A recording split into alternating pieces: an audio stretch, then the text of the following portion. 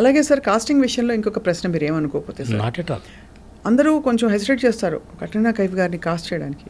ఆవిడ ఎంత చూడడానికి ఎంత బాగుంటారో ఆవిడకి యాక్టింగ్ రాదని కొంతమంది ఫీల్ అవుతారు. ఇది నాకు తెలియదు sir, I'm not competent to judge, only as an audience I can enjoy your. But కొంతమంది డైరెక్టర్లు ఫీల్ అవుతారు. మీరు అంటే did you have a difficult time ఆవిడని డైరెక్ట్ చేయడం? అయ్యో మామూలుగా కాదు, వెరీ డిఫికల్ట్ టైం. కానీ నేనేమంటాను, she's a very hard working girl.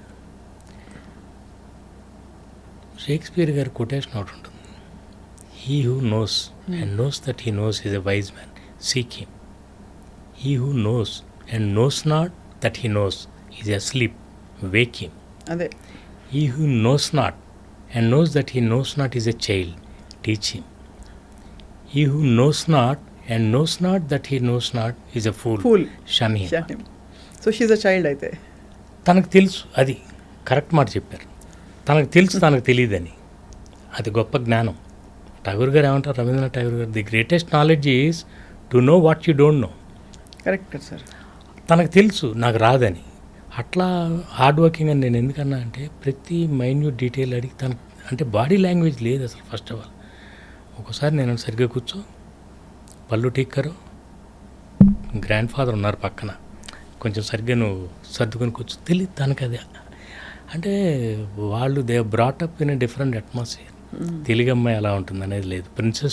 ప్రిన్సెస్గానే ఉండాలి, రాయల్గా ఉండాలి, కానీ చాలా మర్యాదగా, చాలా లవబుల్గా ఉండాలి. అట్లా అమ్మాయిని తీసుకొచ్చి ఫస్ట్. మీ చాయిస్ అయినా సార్? యా, యాక్చువల్లీ నా చాయిస్ కాబట్టే ప్రొడ్యూసర్కి అంత టఫ్ అయిపోయింది. ఆ అమ్మాయిని ఒక యాడ్లో చూశాను, చాలా బాగుంది ఈ అమ్మాయి, పిలిచాం, కథ చెప్పాను, ఓకే, నేను ముంబై వెళ్ళాను, అంతా అయిపోయింది. తర్వాత అమ్మాయి రాదు, ఒప్పుకోవట్లే, ఇక్కడికి పిలిచాం, మామూలు ఫోటోషూట్ కూడా చేసాం వెంకటేష్ గారితో. చేస్తే తర్వాత వెళ్ళిపోయింది సైలెంట్. వీళ్ళు అడ్వాన్స్ ఇస్తుంటే కూడా తీసుకోవట్లా. వీళ్ళు లేదని వేరే అమ్మాయిని చూసాం, ఎంతోమందిని సోకాల్డ్ బ్యూటీ క్వీన్స్ అందరినీ ఇక్కడే పిలిపించారు. సురేష్ గారు మొత్తం అందరినీ అక్కడే రామానాయుడు స్టూడియోలో అందరితో ఫోటోషూట్. సో నాకేమో ఆ అమ్మాయి మీదే ఉంది. వీళ్ళందరూ ఒకేసారి అక్కడ ఆల్రెడీ మనకి మంచి హిట్ హీరోయిన్లు ఉన్నారు, పేరు వద్దులేండి, వాళ్ళని పెట్టుకుందామని. బట్ నేను అన్నా వీళ్ళందరూ ఒకేసారి, కానీ మల్లీశ్వరి కాదు. మల్లీశ్వరి అంటే మన ఊహల్లో ఉన్న అమ్మాయి లాగానే ఉండాలి, ముందే చూసేసిన అమ్మాయి ఉండకూడదు. అవును. అందుకని అంటే ఆ అమ్మాయిని ఇంట్రడ్యూస్ చేయటమే అలా, రోజు పెటల్స్ అంతా చీకాలు. ఆ ప్రిన్సెస్ మీరు చూసారో చూడలేదు, రోమన్ హాలిడే క్లాసిక్ ఉంది, రోమన్ హాలిడే, ఆడ్రీ హెప్బర్న్. నాకు ఆ సినిమా అంటే నాకు పిచ్చి అనమాట. గ్రెగరీ పెక్ అసలు కాన్సెప్చువల్లీ ఒక common man and a princess, వాళ్ళ మధ్య ప్రేమ అనే ఐడియాకి బేస్ అది రోమన్ హాలిడే. నాకు అనిపించింది it's a completely different story. నేను అందుకే ఇందాక నన్ను ఇన్స్పైర్ అవుతాం అంతే, కాపీ కొట్టం. సో దాన్ని తీసుకొచ్చి ఇక్కడ బ్యాంక్ ఎంప్లాయీ మామూలు అలా ఒక ప్రిన్సెస్కిను, ఎందుకంటే వెంకటేష్ గారితో మేము చేస్తాం ముందు, నువ్వు నాకు నచ్చేదంతా మంచి ఎంటర్టైనింగ్గా అంతా చేస్తాం. ఇప్పుడు ఇంకొకటి ఏదో కొత్త కథ చేయాలి. సో దాని కంటిన్యూషన్ పెళ్ళికాని ప్రసాద్ అదే క్యారెక్టర్, నువ్వు నాకు నచ్చే తర్వాత మనం ఇంకోటి ఏదో డిఫరెంట్గా చేయాలి. అందుకని ఒక ఐడియాగా ఒక ప్రిన్సెస్ ఇది ఇట్లా అనుకుని రోమన్ హాలిడే అనుకుని దాన్ని అలాంటి ఒక కాన్సెప్ట్, కథ వేరు, జస్ట్ అలా only between a common man and a princess అలా చేసుకుంటూ వెళ్ళాం. So everything depends on love story కంటే ముందు కాన్సెప్ట్, క్యారెక్టరైజేషన్ ఇంపార్టెంట్ చాలా, నా ఫీలింగ్. రైట్. క్యారెక్టర్లో ఉండాలి, కామెడీ కానీ రొమాన్స్ కానీ. ఇంతకీ ఆవిడ అడ్వాన్స్ ఎప్పుడు తీసుకుంది సార్? అది తర్వాత రావట్లా. నేను ఒకసారి అమ్మాయితోనే మాట్లాడతానండి, one final, I just want to have one final word with her, తర్వాత వదిలేద్దాం. లేదు భాస్కర్ కుదరట్లేదు, 3 నెలలు అయిపోయింది, మరి మనం అన్నాళ్ళు వెయిట్ చేస్తాం వెంకటేష్ గారి డేట్స్. అప్పుడు చివరికి ముంబై వెళ్ళి ఒకసారి రమ్మని చెప్తే వచ్చింది తను హోటల్కి. అప్పుడు వేరే హీరోయిన్తో అగ్రిమెంట్కి ఆల్రెడీ వచ్చి వెళ్ళిపోయారు అనమాట సురేష్ గారు కూడా. ఎవరో చెప్పనన్నారు కాబట్టి సోనాలి బెంద్రే. సోనాలి బెంద్రే. ఓకే. నేనేం చెప్పానంటే, సోనాలి నాకు చాలా ఇష్టం అండి, very professional girl, very professional, very good actor. కానీ మళ్ళీ ఇస్తారు కాదు, ఎందుకంటే ముందే చూసేసాము, నేనే మన్మధుల్లో చేసేసాను. అందుకని మళ్ళీ సార్ కొత్తగా ఉంటే బాగుంది. బట్ ఆల్రెడీ ఇక లేకపోతే అదే చాయిస్ అనుకున్నాను.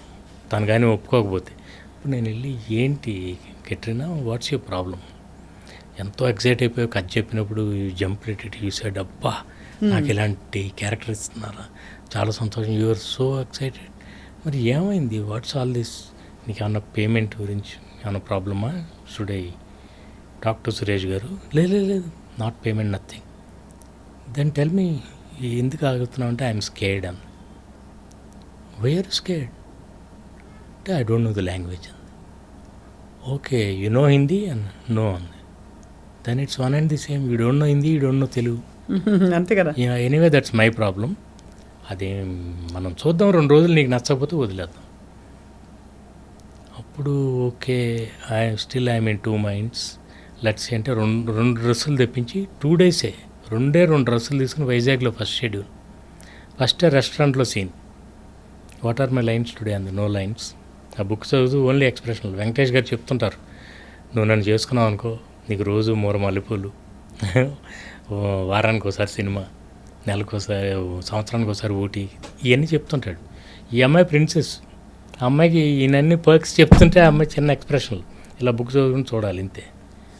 2వ రోజు కొంచెం కంఫర్టబుల్గా if this is how it's going to be then I'm fine అంది. నాకేం ప్రాబ్లం లేదు.